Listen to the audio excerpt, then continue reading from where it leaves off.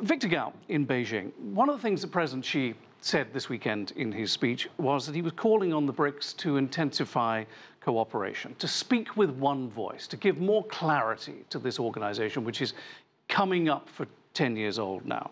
But all of them are at different stages of growth, aren't they? And all of them have different models for growth going forward. How can that be reconciled, Victor? Indeed, I think President Xi Jinping said the right thing when he pointed out that the potential for the BRICS framework has yet to be fully utilized. And there are many ways to see how the potential can really be fully utilized.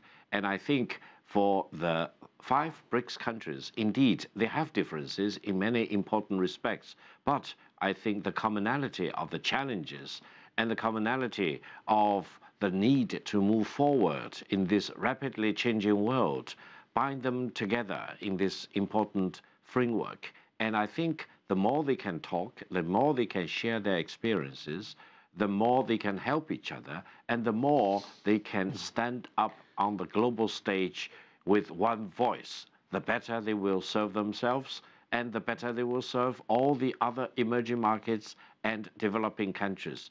And I think to institutionalize what has already been achieved over the past 10 years will remain a very important task going forward. For example, whether they would set up a permanent secretariat, whether they would institutionalize many standards, for example, which can serve the 5 countries, but also to allow them to admit more members coming into the BRICS framework going forward. And how can they share their experiences, not only among themselves, but with the other developing countries in the world? All these, I think, will be addressed in the coming months and coming years. And I'm pretty sure that in the coming 10 years, the BRICS will become a very much more important political force on the global stage. And they will have a much more important role to play in promoting trade, economic relations, and international cooperation and governance. Right. Anton, you're a historian. You were nodding your head vigorously there. History tells us that things go wrong when people stop talking to each other, but is BRICS any more than a talking shop, really, given the fact that all the economies within it are struggling a little bit now? They are. The West has gone through bouts of economic downturns. We know that, those of us who are over 40, 50, or 60 years old. Listen, the accusation that summits are places for nothing more than talk are very widespread. You can say the same about the G7, the G20, the UN, so on and so forth. But the BRICS has the New Development Bank. It has the Asian Infrastructure Investment Bank. This is more than just words. These are alternatives to the IMF and the World Bank. This is serious business.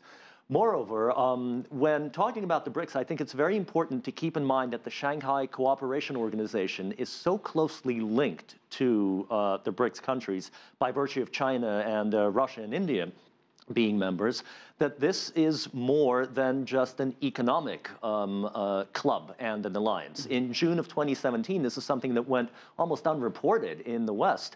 India and Pakistan joined the Shanghai Cooperation Organization. And we know that the BRICS are now expanding because 5 non-BRICS nations were just present at the summit. Tajikistan, Thailand, Mexico, 2 others. Their representatives were there. This is a growing trend, and this is very important. But Paulo, everything that they've just spoken about is a very long way off, isn't it? And you kind of said it in your second answer just now. Don't look to Brazil for any leadership on this because Brazil has to sort out its domestic issues. Right now, that is correct. I think this new format proposed by President Xi, that's actually when he talks about structural reforms. This is the same message that Washington was sending to Brazil and to other countries. I think the message is very positive. The BRICS format is very attractive. And the challenge is for Brazil domestically to understand this and to take the opportunity. Brazil is a country that is capable of leadership. Brazil needs the investment. Brazil can use it. Brazil is one of those countries that feeds the world. Has leadership capacity. Right now, though, we are in this crisis, so give us some time. Brazil will be back, and I think Brazil will work in this format very well. Okay, President Xi also called in his speech for an open world economy. He called for globalization that is inclusive, is balanced and beneficial. Those are his words. Victor Gao, how can this be reconciled, bearing in mind that there is a massive backlash going on against globalization, isn't there? We saw it in the United Kingdom with Brexit. We saw it in the November US election with the election of Donald Trump and him talking about rowing back on major trade agreements all over the world and going after, only within the last 24-hour news cycle, countries that trade with the DPRK, a thinly veiled reference to China, of course. What do you see as the issues facing President Xi calling for a more open global economy? Indeed, I think the world we are living in today is faced with many challenges, and there are difference of positions and difference of philosophical standings. And the more recent backlashes, as you mentioned, against globalization, against free trade, actually remind mankind that we are at a tipping point. And this is exactly the reason behind President Xi Jinping calling for more openness and better globalization going forward. Because I think at critical moments like this, we need to be more aware of what is the megatrend in the world today. And I would say the megatrend is, despite of all the resistance or oppositions or difference of opinions, the megatrend is for the world to move forward in a more integrated way, and the world is becoming more and more connected in a multitude of ways, and free trade will be the savior for mankind going forward.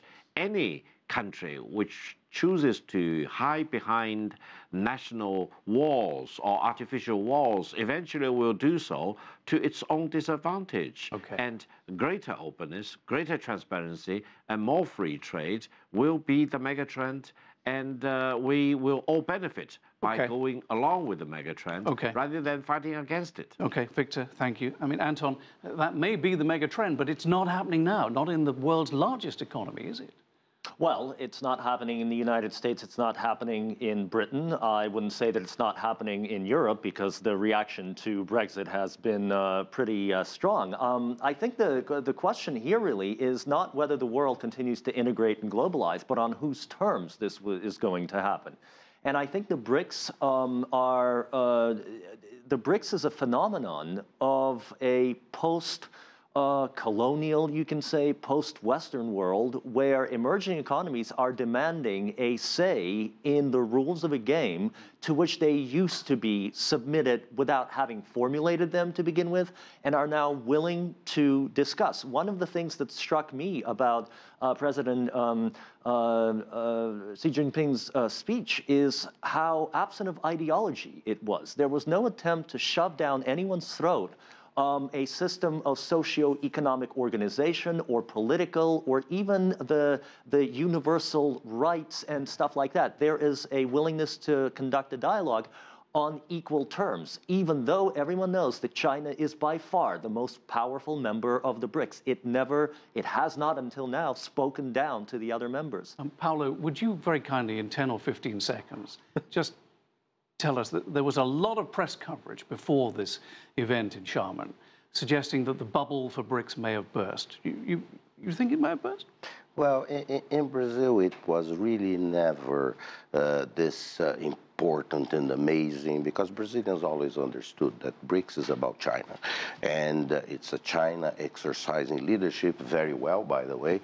And going forward, this move about openness, from President Xi's mouth to God's ears. That's what Brazil needs, and Brazil has been struggling with this. Now the message coming from the President of China resonates very well in Brazil. Victor, finally, and briefly, if you will, because we're quickly running out of time.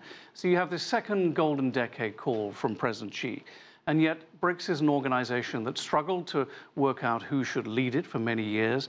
It's an organization that couldn't decide on reform of the UN Security Council, and everybody seems to want that in one form or another. And at the end of the day, the World Bank will still be headed by an American, and the IMF will still be headed by a European. Not one BRICS member will be put forward in the foreseeable future. So how do you answer that briefly? Well, first of all, I think BRICS is not just about China. I think BRICS is for all the 5 countries, and more importantly, BRICS is for the emerging markets and the developing countries as a whole. Secondly, I think the world today we are so much accustomed to is undergoing tremendous and profound changes. 10 years later, the world will be very, very different from what we have become so accustomed to. And in this process of transformation, BRICS will become more and more important as a mover and a shaker, and will have a very profound role to play in the coming 10 years. And we will leave it there. Thank you to all 3 of you for joining in this very interesting discussion. Thank you very much, Victor, Anton, and Paulo.